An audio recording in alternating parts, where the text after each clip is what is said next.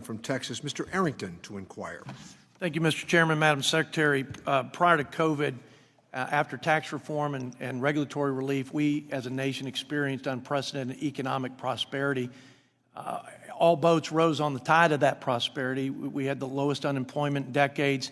We had the lowest poverty rate in the history. Jobs, we were hitting on all cylinders. COVID hits.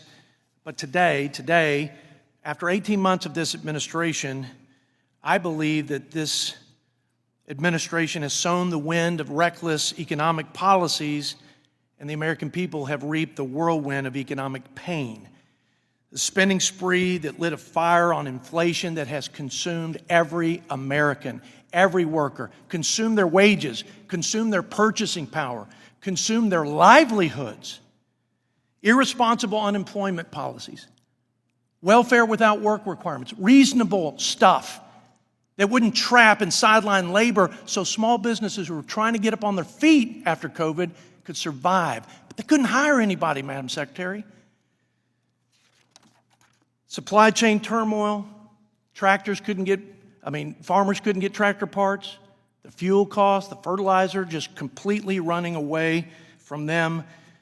Repeated warnings from Democrat economists like Larry Summers and Jason Furman, the San Francisco Fed, even the nonpartisan CBO said, don't do it, don't do it.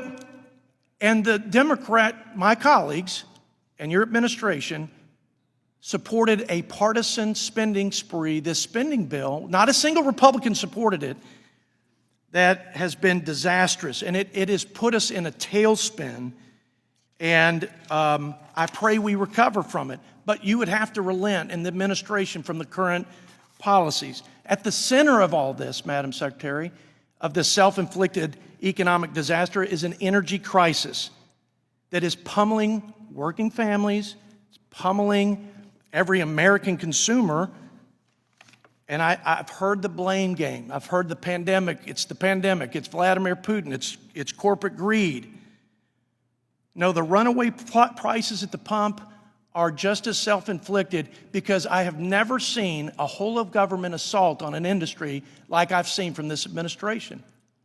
With all due respect, it is unbelievable that an industry that has blessed our country with safe and affordable and clean supply of energy, the lifeblood of the greatest economy in the world, and does it better and more environmentally friendly than anybody in the world, and there is a relentless assault, and we wonder why the prices are completely out of control at the pump.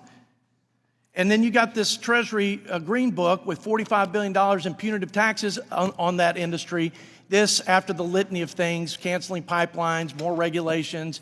When you tax and regulate something, you get less of something. You get less of something vis-a-vis demand, consumers are going to pay more.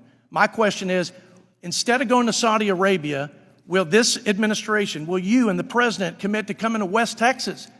Because this president hasn't set foot near any oil and gas facility, not production, not refining, not any operating facility in the United States, but he's going to Saudi Arabia to plead with a foreign country to produce more oil and gas to get us out of this mess. That's backwards. It's upside down, it's irrational, and I would like for you to please come see us in Texas so we can explain why we are where we are and help you get us out of this mess. I yield back. Thank the gentleman.